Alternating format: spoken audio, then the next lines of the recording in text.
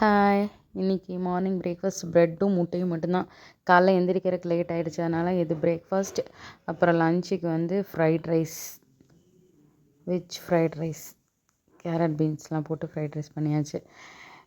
அப்புறம் ஒரு அண்ணா வந்தார். என் மிஷின் ரொம்ப ஒரு வருஷத்துக்கு மேலே நான் யூஸ் பண்ணவே இல்லை, அதனால் அவர்கிட்ட கொடுத்து அதை ரெடி பண்ணி வாங்கியாச்சு. அப்புறம் சார் வந்து டெய்லியும் பெட்டில் சுச்சு போவார். அந்த பெட்ஷீட்லாம் அலசி போட்டுட்டு துணி கொஞ்சம் இருந்துச்சு, அதையும் ஊற வச்சு துவைச்சிட்டு ரொம்ப டயர்டாக ஆயிடுச்சு. ஒரு காஃபியை போட்டு குடிச்சிட்டு அப்படியே என்னை பெற்றவருக்கும் ஒரு காஃபியை போட்டு கொண்டு போய் கொடுத்துட்டு வந்துட்டு குளிச்சுட்டு வந்து ஆஃபீஸுக்கு கிளம்பியாச்சு. ஆஃபீஸ் கிளம்பிச்சு. 11 வண்டி வரும்னு பார்த்தா 12:30 தான் வண்டி வந்துச்சு. பொறுமையாகவே நான் கொஞ்சம் வேலையை செஞ்சுருக்கலாம். அவசர அவசரமாக வேலையை முடிச்சுட்டு கிளம்பிகிட்ருக்கேன். இந்த நைட்டி வந்து என் மாமியார் எனக்கு வாங்கி கொடுத்தாங்க. கொஞ்சம் பெருசாக தோளான்னு தான் இருக்குது. இப்போ தான் பிடிச்சி போட்டிருக்கேன். தண்ணியில் போட்டால் எனக்கு கொஞ்சம் சுருங்குன்னு நினைக்கிறேன். பார்க்கலாம்.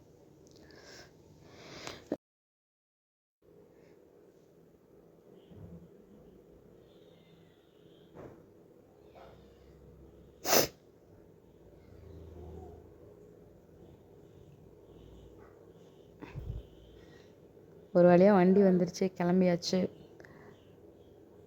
காரில் ஏறி உட்காந்ததும் எனக்கு தலைவலி வந்துருச்சு. வேலையை முடிச்சுட்டு ரிட்டன் திரும்பி வந்ததுக்கப்புறம் பயங்கர பசி.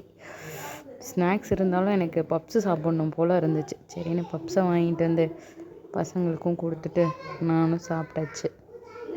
சாப்பிட்டுட்டு ஹோம்ஒர்க்லாம் பண்ண வச்சுட்டு நைட்டு என்ன டின்னர் செய்கிறதுனே தெரில.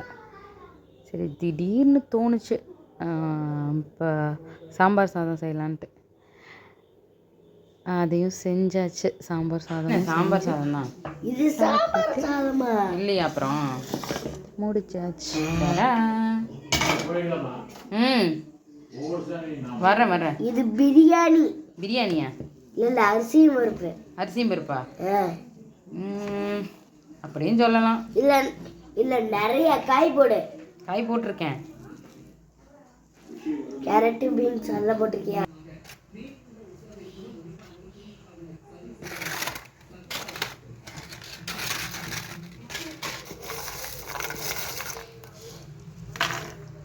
அவ்வளோதான், சாப்பிட்லாம்.